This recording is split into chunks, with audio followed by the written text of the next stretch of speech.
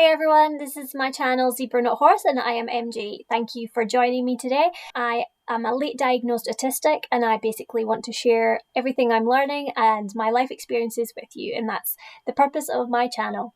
So today I'd like to talk about going to the doctors. This is something that I am not very good at. I never phone the doctors. I never know when something is bad enough to ask for medical help.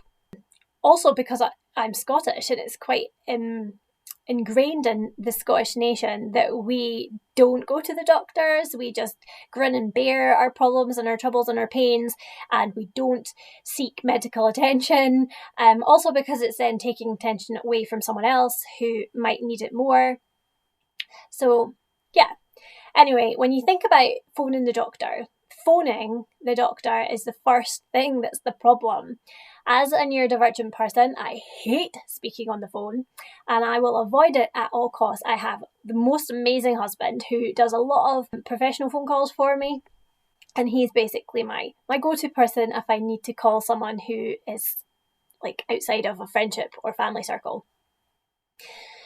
So first of all, you phone the doctor and then no one answers the phone call, or you're put on hold forever, and you can literally try phoning every 10 minutes and still no one will answer. I don't know why, because when I go to the doctor's surgery, I never seem to hear the phone ring, or there's never a queue. So it's not like the receptionist is massively busy. So I never understand why when you phone through, it just rings and rings and rings out.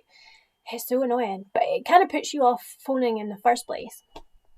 So anyway, when I have something medically wrong with me, or I have queries or questions about something that's happening inside my body, the first thing I do is research. I check out internet, I check out Google, and that's the worst thing you can do, because Google basically just tells you you're going to die. You type in your symptoms and it hypochondriacs everything. Okay, so don't research your symptoms, because there's always a website that is telling you you're dying. Even if it's just like the common cold. You've got a sore throat, it's lasted forever, your cough hasn't disappeared, you feel really sluggish. Like, it's just a common cold. But if you type those symptoms in, suddenly you've got some kind of disease and you've got 3 months to live, and you better start saying your goodbyes. It's crazy. And also, like, if you then consider when you're at the doctor, he might ask you how bad something is. Like, say you've gone in for like pain in your wrist, and he's asking you how bad the pain is, and he's asking you if the pain is sore now. It might not be sore in that moment, but it was definitely sore in the morning, it was sore yesterday. How do you know how to answer that question? And then they say, like, give me a scale of 1 to 10 on how this is affecting you.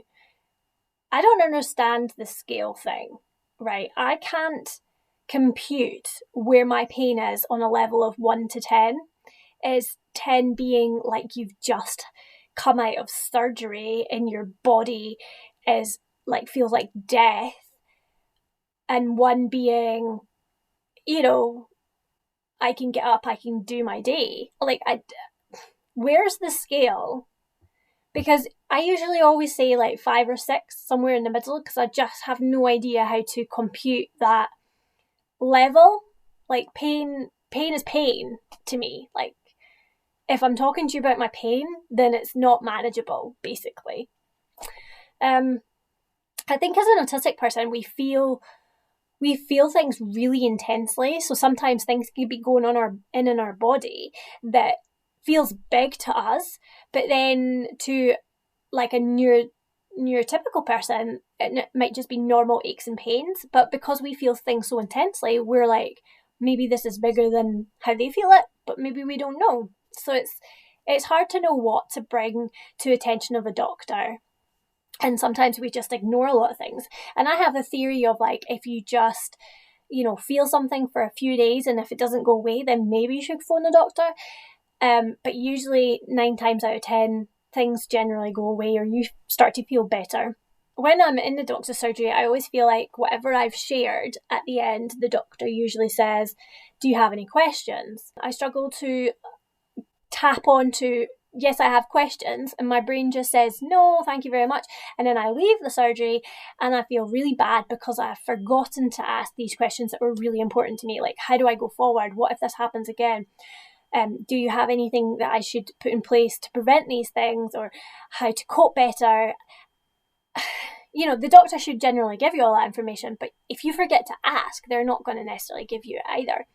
And that's really hard. So I normally have to prep myself with questions before I go into a surgery so I can say X, Y, and Z. I can ask my questions, and I can also make sure I understand really clearly the responses that I get. Sometimes you can go to the doctor and the information that you give, they then think, oh, let's run some tests. So they take your blood and they run some tests to consider what's wrong with you. You've got certain symptoms. And then the blood tests come back and it's clear, it's negative. There's nothing in your blood to say that there's any issues. So they basically assume that, like, there's nothing to deal with here. And then there's a language barrier because you're like, well, the symptoms still remain.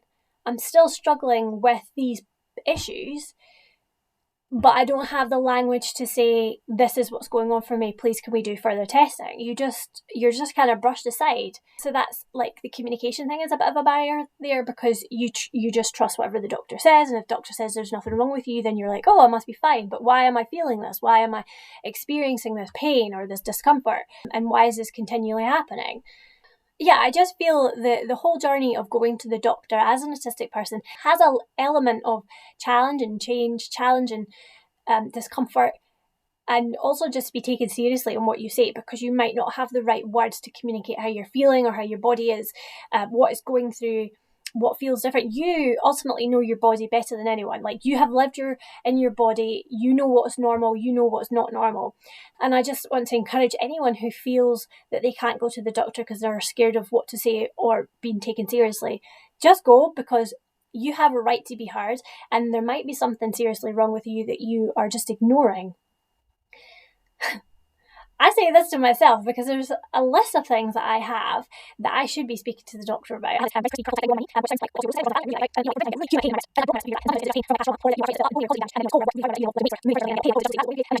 But yeah, so I have lots of things that I should go to the doctor about, but I don't.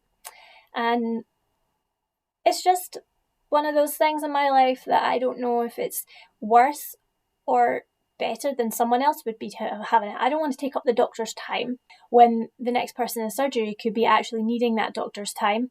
So I feel I'm being an inconvenience to the doctor's time. I am getting in the way of someone else who needs that help. I don't take my issues seriously.